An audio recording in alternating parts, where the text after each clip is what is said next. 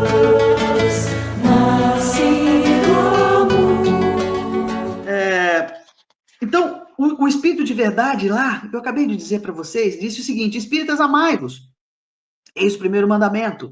Instruí-vos, eis o segundo. Então, nós temos que o movimento espírita, ele repousa na divulgação e na prática da doutrina. Então, nós temos que difundir esse evangelho restaurado. Nós temos que ser este evangelho redivivo. Claro, né? Sob a ótica da imortalidade. Então, quais são os nossos parâmetros enquanto espíritas? Imortalidade, da reencarnação, da justiça e do inesgotável amor divino. Nós temos que trabalhar dentro dessas percepções. Algumas falhas existem, obviamente que sim. Então, a diferença entre um e outro é que a doutrina está circunscrita ao Pentateuco, as 5 obras que eu já falei para vocês. E depois nós temos a Revista Espírita, nós temos obras póstumas, algumas obras que vieram após o Pentateuco.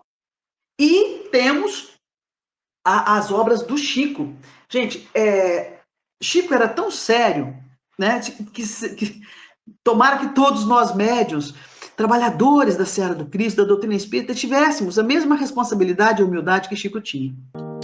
Então, nós temos que ajudar uns aos outros para não faltar empenho, vontade e deixar de lado a nossa vaidade.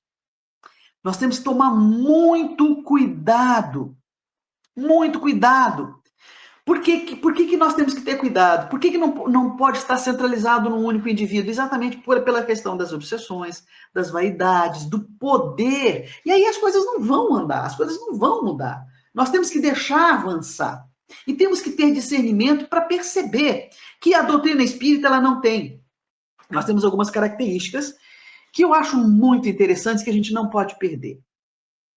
Achar que só espírita vai para nosso lar, que só espírita vai ser salvo, que só o espírita tem porque conhece. Pelo contrário, isso significa mais responsabilidade. Mas quando nós falamos em termos de doutrina espírita, há algumas críticas, e aí eu quero fazer com base na minha experiência. Muitas vezes nós criticamos algumas pessoas por serem reconduzidos à presidência, à direção das casas. Isso significa estagnação, não muda, é aquela visão. A gente fica refém do que ela entende, do que ela percebe, se ela é voto. Kardec, olha que interessante, quando ele termina o Pentateuco e que ele entende a necessidade do movimento espírita, ele já tinha codificado a doutrina, ela já estava consolidada, então ele precisava dar início ao movimento e ele queria fazer parte do movimento. Mas em momento algum ele pediu poder de veto. Ele pediu poder de voto. Então ele seria só mais um voto dentro da Sociedade Espírita Parisiense. Ele seria apenas mais um voto para a caminhada, a deslanchada do movimento espírita em Paris. Bom, nós temos que entender que o movimento espírita ele tem que ser renovado. E sopra essa brisa, né? E muitos de nós estamos sentados em metodologias. Se você leu Diversidade de Carismas, que é um estudo dos anos 90, com base no desenvolvimento mediúnico, baseado em fato real, a gente vai perceber o seguinte, existem algumas, claro, nós somos seres humanos falíveis. O preconceito faz parte da maioria de nós, né? Por menos que nós gostemos dessa assertiva, eu não sou preconceituoso, sim. Vou dar um exemplo. A questão do passe, da magnoterapia. Às vezes as pessoas vão para assistir uma palestra maravilhosa, elas chegam lá, já saem de lá refeitas, porque aquilo que a pessoa falou era o que ela precisava ouvir. Então ela já está em paz com ela, a psicosfera dela está legal e tal. Aí você fala assim, mas você não vai tomar passe?